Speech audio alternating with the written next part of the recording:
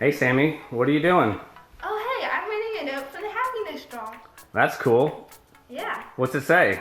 It says, it was nice to get outside of the house and go running. Oh, I bet you it was. We need to get outside. It's so nice outside. It is so nice outside. So what are you gonna do with the note?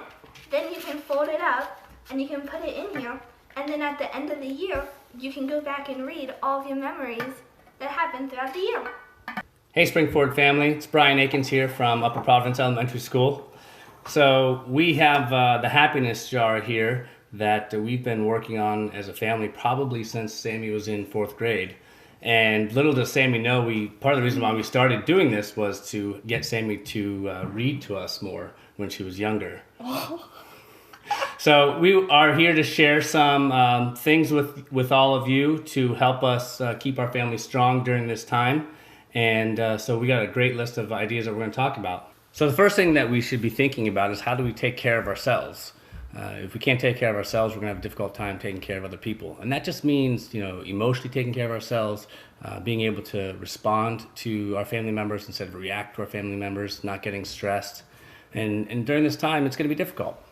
So first things that I like to do in the morning is when I wake up, I want to give myself a nice big stretch, reaching as far as I can with my hands above my head and stretching my legs out as far as I can as well. That stretch just wakes me up in the morning, which I really love. And then I'll say an affirmation to myself or some type of gratitude, something that I'm grateful for. My affirmation typically is always smile, breathe, and go slowly. But there's a lot of affirmations out there that you could look into on the internet. Some examples might be each day is filled with joy and abundance, or positive energy is flowing through me, or even happiness is here and now. So after that big stretch and giving yourself a nice positive affirmation, you're helping your body wake up and you're setting your mind right and getting your mindset with the right intentions. I also like to drink a glass of water with a lemon. Helps with digestion. And with that water, just rehydrating my body. So first thing in the morning, I'm starting myself off in the right frame of mind. I also like to meditate in the morning and work out. And this time now with the schedule being off, it's a little bit different. But each morning in my gratitude journal, I have it online. I write down 3 things that I'm grateful for and why. And that why is really important. Why am I grateful for those things? And what that helps my brain do is kind of relive those gratitudes over and over again. After the gratitude journal and my morning meditation, that's when I'm now giving that time back into my family. So thinking about, how do we bring more awareness to ourselves and to our families, I refer to this definition of mindfulness that I really enjoy, and it says intentional awareness of our own and others' thoughts, emotions, and behaviors in order to develop compassion, kindness, and understanding.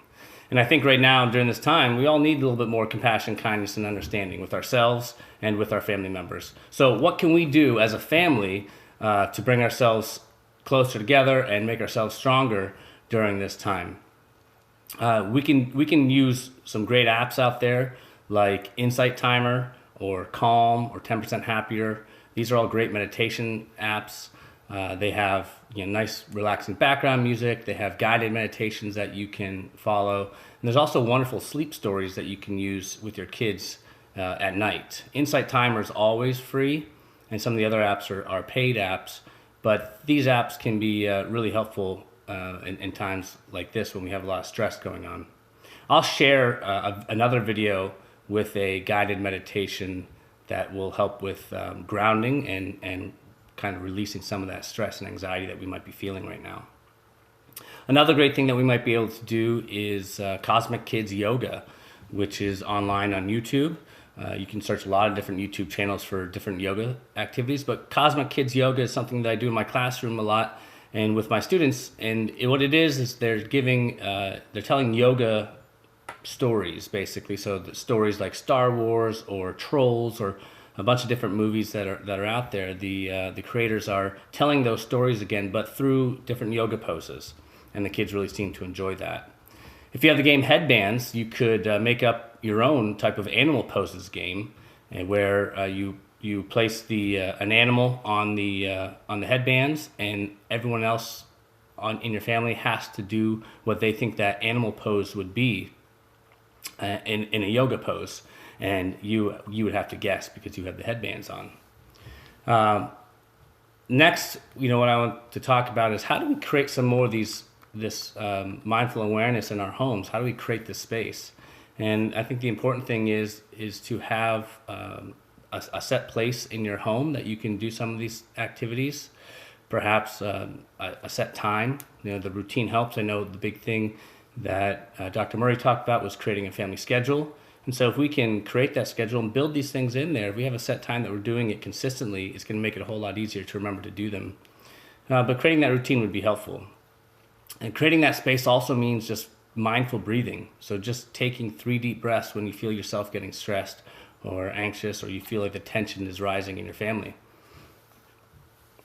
Also, creating just more awareness, being more in the present moment, getting rid of the electronics as much as possible. I know a lot of families right now in our Springford family, we have to work still, and managing our work at home and the kids at the same time can be extremely difficult.